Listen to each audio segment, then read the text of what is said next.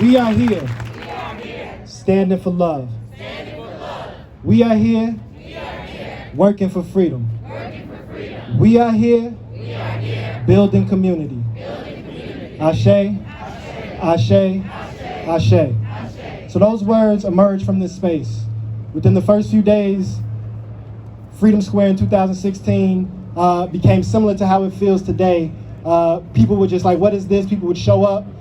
And before we talked about torture, before we talked about reparations, before we talked about abolition, as we talk about revolution, the answer to, hey, what is this? We are here standing for love, we are here working for freedom, and we are here building community. And that's what we invite y'all into right now. Chicago, for the last 100 years, has been a hub of Black America, right? Politically, socially, culturally.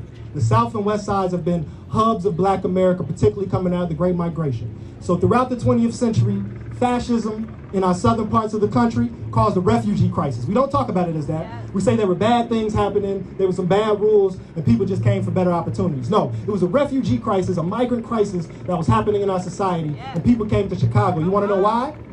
Because Sears Roebuck, who just put these factories right here, put messages down to the South that you could come here and work. So the reason why the West Side is a Black space is mainly because of these buildings. So in the 20th century, as we know, deindustrialization, Sears don't even exist, it's the Willis Tower, right? This collapsed. This was the bread and butter of our community. So what gets replaced with it? And this is no offense, because we got good people that work in these spaces, right? But let's just say what it is on a structural level, it's not personal. We have a facility where they take property and torture people. It's been reported that the FBI and CIA participate in this space. This is a horrible international catastrophe. Next to it is a charter school.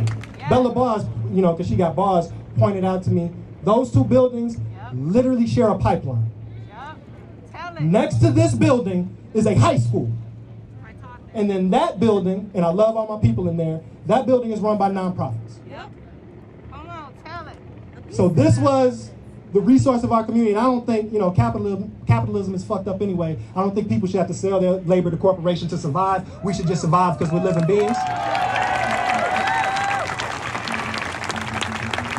But this was the original Sears Tower. So the reason why our city's biggest landmark is named Sears is because this community right here was the labor force for this space. Come on, speak that. And then it's gone, and now we have torture and neoliberalism. So I'm gonna just give you a little word. We're actually talking about revolution. We're actually talking about reparations. We're talking about the end of capitalism. We're talking about the end of racial capitalism. We're talking about the end of cis heteropatriarchy. And that's a Black and indigenous-led fight. That's a Black woman and femme-led fight. So when Freedom Square started, the Let Us Breathe Collective didn't have a bank account. So we just had our tents thinking we were being cute. And then it turned out, oh, there's a housing crisis happening in our society.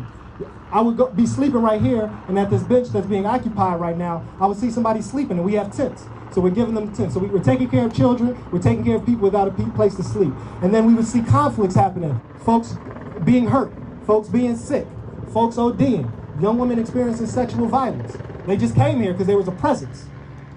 And we did not know what we were doing, but we figured it out. We started giving away food by the thousands. We started giving away clothes and books. We didn't even know the word mutual aid at that time, but that's what we were doing. And so mutual aid is abolition, but also abolition is making sure we don't need mutual aid in the first place. Much love to everybody that supports, but it is not a sustainable system to have white people taking their debit cards to Target and Home Depot for us to survive. Our society produces enough materials. There are more homes vacant than there are needed to end homelessness. These are political economic choices. And so when Lori Lightfoot says things like, Donald Trump is doing something unconstitutional, I laugh at her face. She's a liar, she's disingenuous. The Chicago Police Department on no day follows the Constitution, and the Constitution says, once they do their job, the 13th Amendment says that my people are subject to slavery once they are successful. So fuck the Constitution.